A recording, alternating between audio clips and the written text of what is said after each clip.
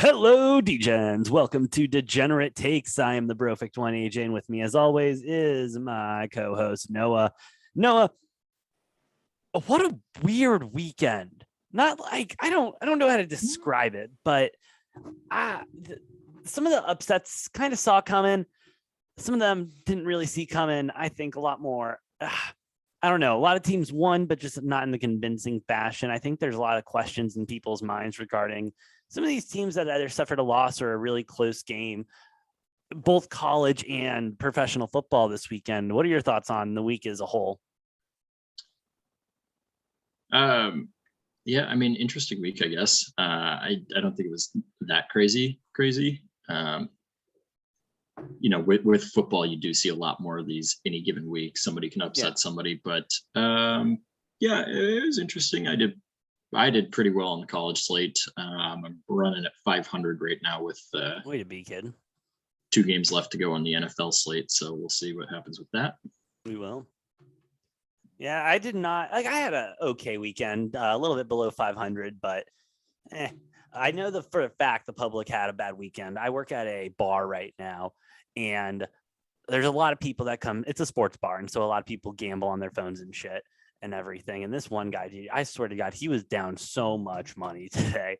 He was down so much. At one point, he was sick and tired of it. He was like, listen, the Saints, they fucking suck right now. All right. They were on like the 15-yard line at this point in the red zone. And he said, I'll give you a $50 tip on top of whatever 20% is if they score a touchdown right now. Sure enough, 2 plays later, they score a touchdown. Pretty solid tips just out of fucking nowhere, because this guy is a fucking degenerate and hates NFL so much. He thought the Saints were going to blow it right there. And I believe he had the Saints covering the spread, which I don't believe they did. Did they? No, they did. They only lost by 2, so they did. So I don't cover the 3 understand. points. So that's my point. I don't understand what he was so pissed off about in the first place. Like, he should have wanted them to score a touchdown. But I don't know, man. Oh, what the hell? It was a weird weekend, dude. It was just a weird weekend. I want to get into. Yeah, AJ, we had 3rd week in a row that a top 10 team has lost. Ooh, yes, they did. Honestly, I got to say, it's probably my favorite loss, my second favorite loss of the college football season, besides Bama taking a loss this season. Oklahoma falling to Baylor 27-14. Oklahoma obviously not going to be number 4 anymore. I told you, I put it on. They weren't. Yeah. What? They weren't even top. No, I'm no. Looking at AP. I'm looking at AP. My bad. Yeah, AP. AP sucks. Playoff rankings, they were down at like 7 or 8. Yes. So. Yes, and they're going to fall even more, which I love to see. That OU team, I've been saying, is just absolutely terrible. They've just been getting extremely lucky. Deserve to lose. They've been in so many close games against not good teams. That it's about time. Absolutely, and just want to brag time to pay the piper. It is. And they finally did, and I just want to shout out the shirt going 7-5 right now with Baylor covering the 5.5 a little too easy. But hey, it is what it is. I think this Baylor team. Do they have I did not do the research I probably should have as a sports journalist, Noah, but are they going to return a lot of people next year? I have no idea. Yeah, well, if they are football close enough. No, you should. I mean, you're the Baylor guy. You love Baylor. Look at you. You're wearing their colors right now, bro. All right, whatever. Anyway, another big game that kind of came down to the wire, and I think saved Harbaugh's job. Michigan at Penn State, whiteout game. Penn State, it was a close fucking game. It was a second whiteout game of the season. They went big time. They did. And Noah, the moment I saw the whiteout game, I texted you and I said, bro, it's a whiteout game. We got to go Penn State money line. And I believe I responded and I said, how does it lose? But it did lose. It did lose. I guess the whiteout is 1-for-1 this year. It's still 500. I think regardless, if there's ever another whiteout, whenever there is another whiteout, I'm still taking it. Penn State really almost cost Harbaugh his job here. I think he would have definitely dropped out of the football rankings at this point. I think there's still a chance he does after this performance. I wondered this week with Michigan State winning in dominant fashion if Michigan State jumps back above Michigan. Obviously, they flip-flopped Yeah. last week. I wouldn't be surprised if Michigan State jumps, with that head-to-head win. Yeah, I'm very interested. And a dominant win, and Michigan struggling against an unranked Penn State team. Yeah, and Maryland's still unranked, though. I mean, it's like Michigan State should have won that game in the fashion that they did. Right. You know what I mean? Right. And so that's something that the committee will take into account going into that. And so I still think Michigan will be ranked above, Michigan State, just for the fact that Penn State is a better opponent than Maryland, and they proved it. Harbaugh should be thanking his lucky star he has his job. I still think he is so on the hot seat. He needs to make the playoffs this year. If he doesn't make the playoffs this year, I don't know. They signed him for 7 years, $2 million. I think they like losing. I think they like losing because they signed him to an extension after last year. Clearly, they don't care about winning big games because Harbaugh has not. And this was a big game, and he was able to win, but he's had a very bad track record of winning big games. Really, and I thought this was going to continue that track record.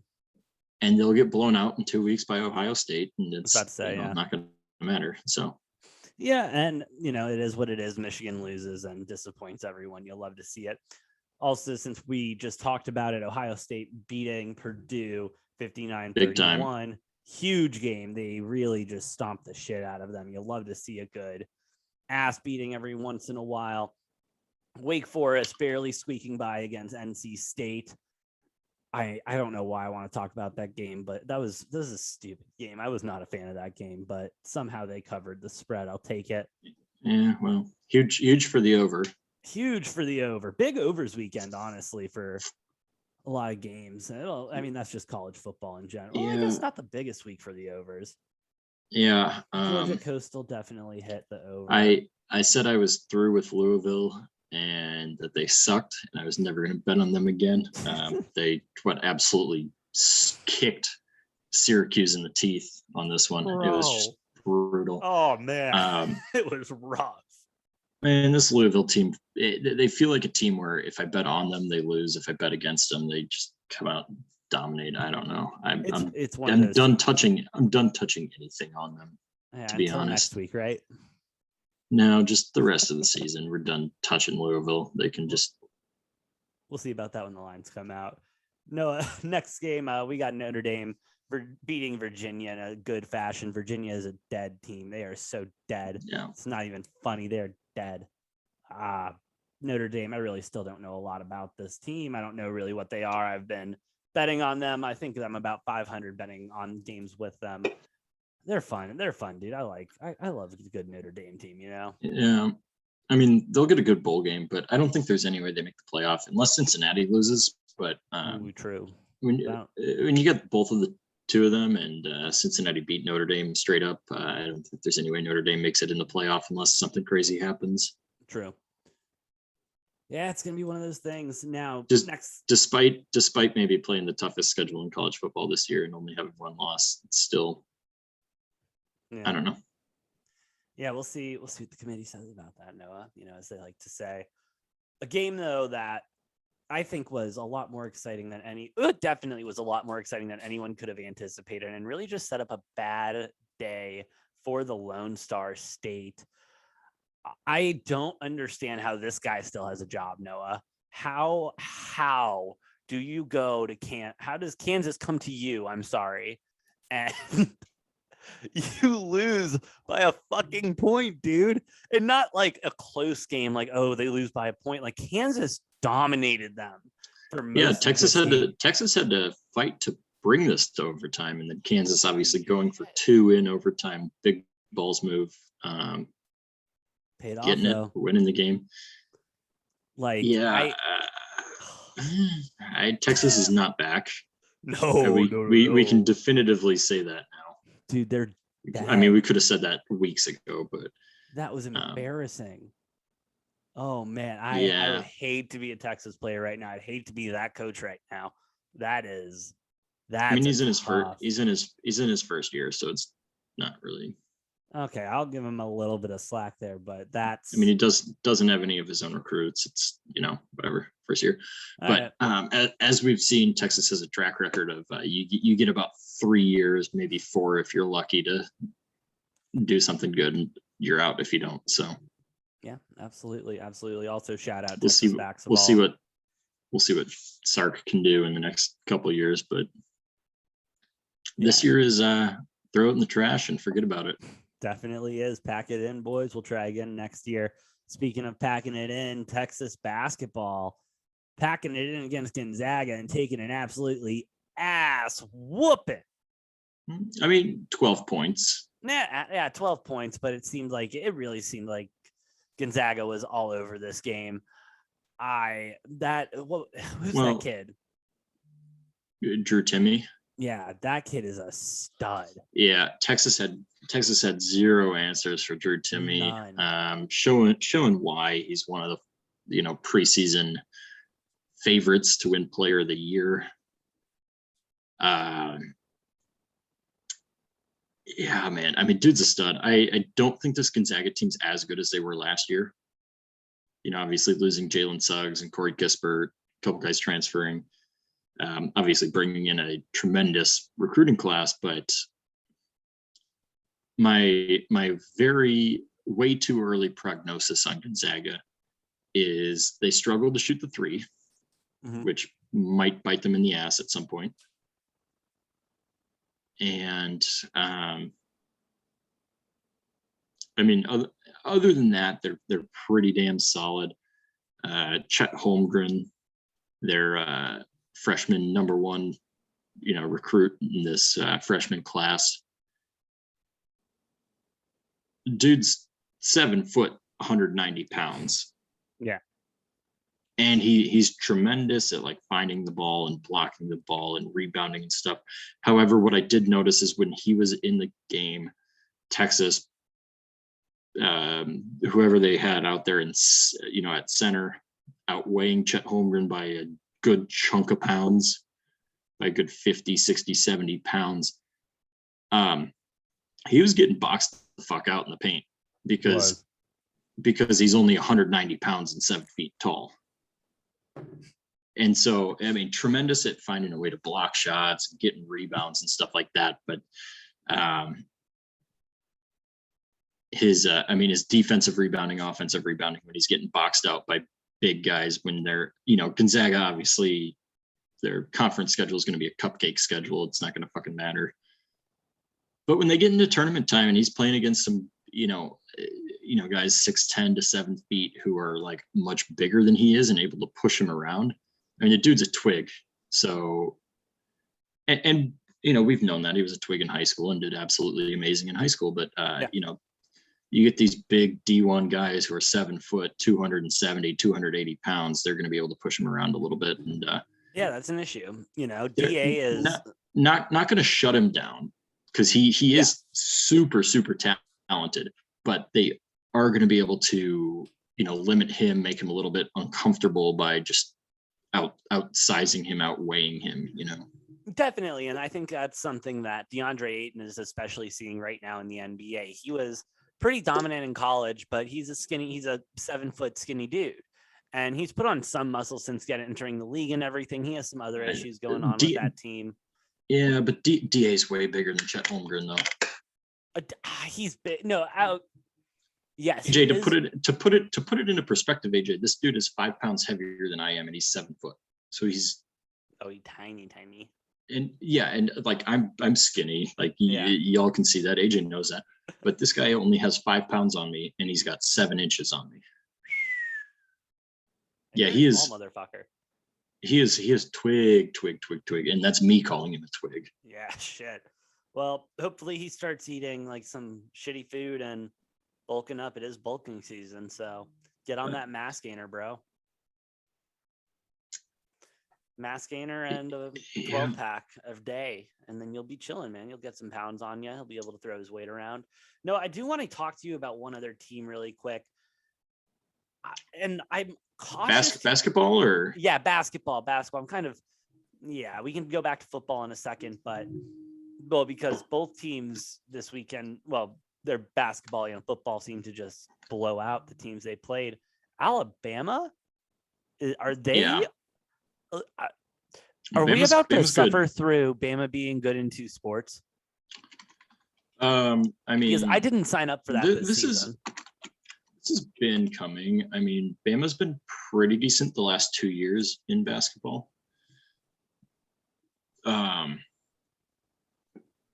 Yeah, they're good. They're legit. They should be probably between a 2 and a 4 seed in the tournament. I would say this year.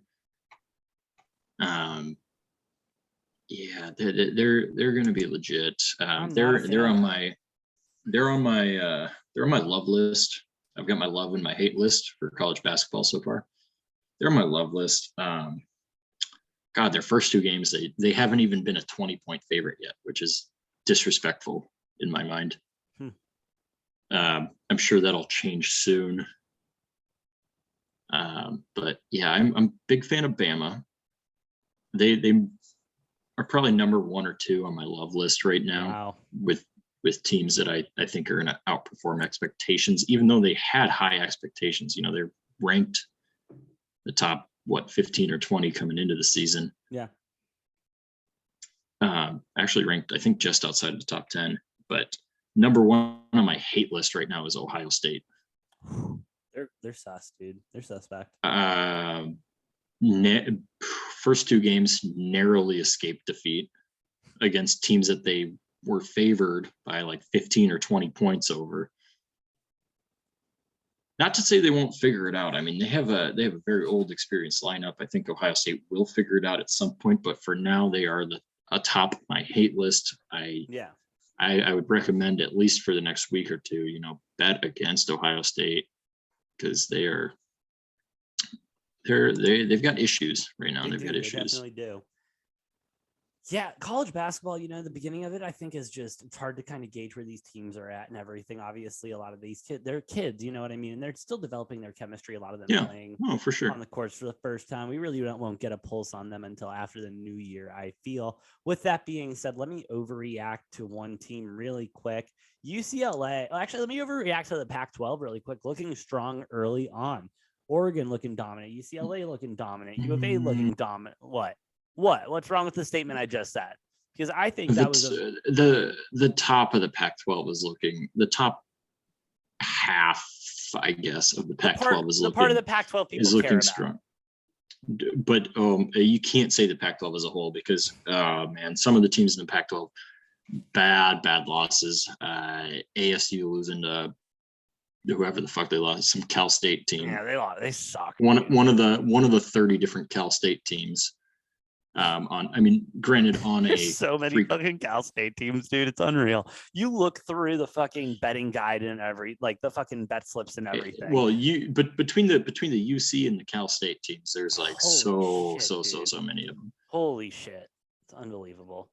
Unbelievable how many UC schools. I vote that these schools need to get rid of the UC. They just need to be like Riverside or Irvine. You know what I mean? Let's get rid of this UC bullshit, because I'm over it. I'm over it, dude. That's the hot take for college basketball this year. I'm fucking over it. I won't stand for it. So I'm on this show from now on. We will not be using the UC anymore. Well, I won't be, at least. Either my point being, Pac-12 looking a lot like it's going to be a 4 or 5 team race, much like last year. Although, wait, time out. You're just going to leave me hanging on that? No comment on the UC? I don't give a fuck. They are what they are, None of them matter.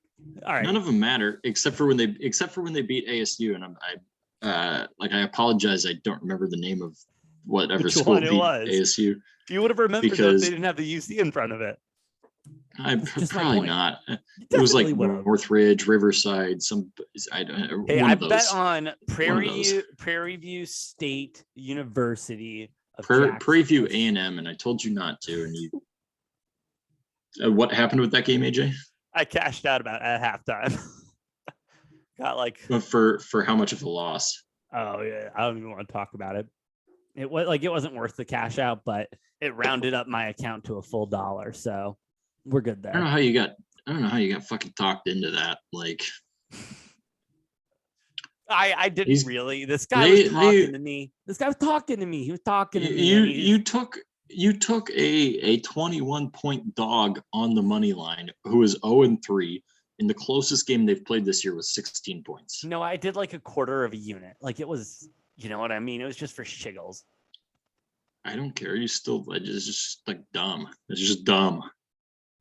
We all make bad decisions. What will I never do again? Bet on Prairie View A&M or whatever the fuck they were. Well, given the right circumstances, you could. More than likely not. By the way, just want to point out I am up to 21-9 record. Jesus Christ. Starting the season wonderfully.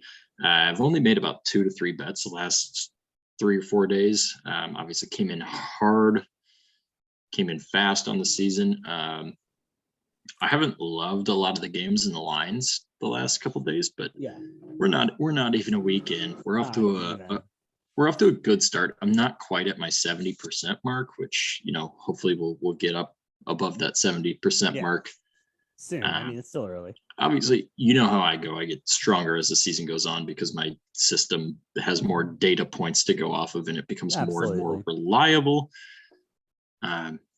First couple of weeks, I'm going to be completely honest. First couple of weeks are a little bit of a guessing game.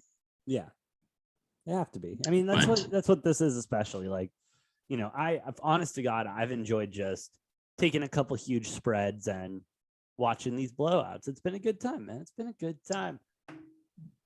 Excuse me. Anyway, any other thoughts on college basketball before we go back to college football real quick?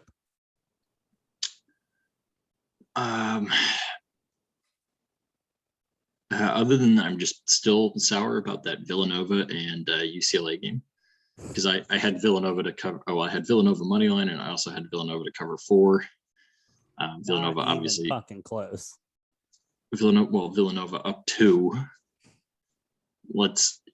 Falls apart at the end. Lets UCLA push it to overtime, and then gets outscored by 8 or 9 in overtime. Yeah, bad loss. But that's one thing you got to watch out for in college basketball is overtime. Overtime will kill you. Obviously, I mean, I had Minnesota -2.5 today. Mm-hmm. The game goes to 2 overtimes. Minnesota won by 7 or 8 points in the second overtime, which, just part of college basketball, I guess. It is. And honest to God, that's why I love college basketball, because these games are just go fucking wild out of nowhere. You know what I mean? You think you're settling in for a complete blowout or something, and then all of a sudden you're in the 4th overtime and in free throws. Shit is intense. I love that we're all the way back. It's good to see it. Noah, let's go back to college football real quick, because I think we need to talk about the biggest injustice in the history of college football, Noah. And that is the fact that somebody approved Alabama playing New Mexico State. Why are we wasting people's time with this game, Noah? Who the hell had the balls to approve this game? And I understand New Mexico paid to be in that game. That doesn't matter. I mean, it makes total sense. I mean, you got to fill your non-conference schedule somehow. I think the biggest thing for this game is the fact that New Mexico State's head coach coming into this shit, yeah, decides he's going to come out to the media and say, this Alabama team is not what previous Alabama teams have been. They don't even deserve to be in the top 10. Buddy, you have a 1-8 football program. 1-9 now, but you're 1-8 coming into this game, and you decide you're going to come out and talk shit about Bama. What the hell?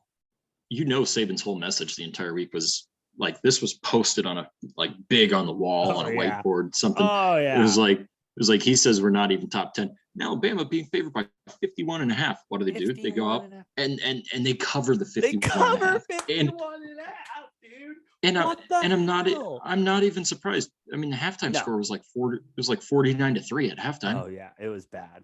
They just stomped on the throat after that, and they deserved it. New Mexico State deserved it for what their head coach said. Moral of the story is, I mean, you can make those comments if you're going to go out there and if you're 1-8 New Mexico State and you only lose this game by 30, then it's see, we had a point. But you're a 51.5 point underdog and you can't even cover 51.5. Like, get the fuck out of here. That coach deserves to be fired immediately. Like, Oh yeah. I mean, you just, how stupid. Like, don't talk shit about Bama. Yeah, I mean, what was he thinking? Like, there's a lot of bad decisions in football this I don't week, know. but that was on the bottom. He saw LSU hold them to like a 6-point game, and he's like, "Oh, if like, LSU can hold them to 6, if LSU can hold them to 6, we can hold them to 20 or 30." Oh, No, easy. it's like, Nope. no, fuck you. Biggest dunce of the week. Like, fire that man immediately. He's a fucking dumbass. Like, I get trying to like fire up your players, but holy shit, like, you don't come out as a 1-8 non-power 5 school talking shit about Bama. Well, when you're gonna play Bama that week. Well, I would like to congratulate the New Mexico State head coach for being our first ever dunce of the week. You absolute moron. Congratulations to them for also not covering 51.5. Noah, any other thoughts on college football this week or anything you're looking at going into next week?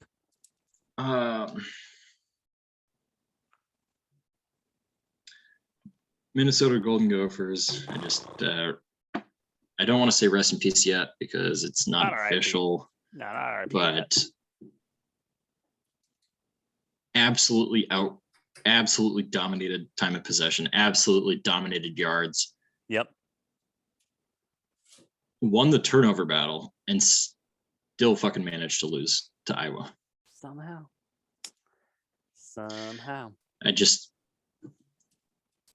You control the ball for almost 2/3 of the game. You win the turnover battle, and you out yardage Iowa by, I don't know, somewhere between 100 and 150 yards. Yeah. How are you losing that game? I don't get it. I couldn't tell you, bro. Could not tell you to save my life. I mean, they covered, and I've been on the cover, so that works. But I don't understand it. I don't get it. Like, there's no reason they should have lost that game. Iowa sucks, by the way. They're still going to be in the rankings this week, but they don't deserve to be because they fucking suck. I'm not saying Minnesota deserves to be in the rankings because they obviously don't, but Iowa definitely doesn't either. And the only other thing I have to say is our Thursday night game, UNC at Pitt. Ooh. Spread was 6.5. I bought the point to 7.5, and I'm just plugging what I always plug is buy the fucking points because Pitt somehow managed to win that game by 7 in overtime. Game goes to overtime. They win by 7. I'm super glad I bought that extra point. Yeah. I guess that's why you buy an extra point. I love buying the points. We love buying the points. Noah, I'm just honestly, I'm ready to settle in. I'm off the next couple of days, dude. I'm just going to settle in and watch some college basketball. I got Baylor tomorrow at 10 a.m., dude. It's going to be a fucking day. I'm excited. I love that college basketball is all the way back. I'm sure we got some college basketball to be betting. Oh, dude, of course we do. Dude, of course we do, because college basketball is all the way back. All the way back. We got a big day tomorrow? Not a huge day Monday, not enough to warrant talking about, honestly. Like I said, fade Ohio State though. Ohio State's playing tomorrow. I'd take Bowling Green plus 15.5. If you're watching this before the game starts. If you're watching this before the game starts, please also like, share, subscribe, get this out, because this is the shit we talk about all the time. Yeah, I mean, Illinois minus 8.5 against Marquette looks kind of juicy to me. What's Gonzaga dangerous. Gonzaga. What's Gonzaga at? Are they playing? Gonzaga. Yeah, they are. Are they? Against Alcorn State. Then again, they probably won't have a line for that because that's just too much of a blowout. Or that's going to be released tomorrow. Yeah, it'll probably come out like closer to game time. Yeah, UCLA, Long Beach. Dude, we got a game at 9 p.m. tomorrow, too. We have games all day tomorrow. So that means once the Monday night football game is over, I can just go ahead and flip over and watch UCLA just kick the shit out of Long Beach State. I love to see it. 28-point favorite. I don't know. See. UCLA shit. But anyways, we're all the way back, dude.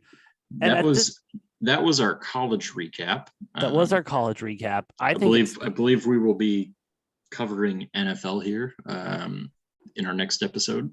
Yes, sir. Noah, we will be Also covering coming out. NFL in this next episode. Sorry, keep going. You were saying something. You were on a roll, and then I cut you off. I'm sorry. We're going to keep going, though. Yes, we will be covering NFL in the next episode of Degenerate Takes. If you did like this video, please like, share, and subscribe. YouTube, Spotify, however you're listening, however watching, we do thank you very much. And we do appreciate you helping us fight against these bastard algorithms, dude. They're killing us, bro. But, we're going to keep fighting the good fight. Also, if you enjoy our picks and locks and you enjoy a shirt that keeps on giving, go ahead and follow us on TikTok at Degenerate Takes 69, where we like to post our favorite picks and locks. But until then, we will see you next time on Degenerate Takes.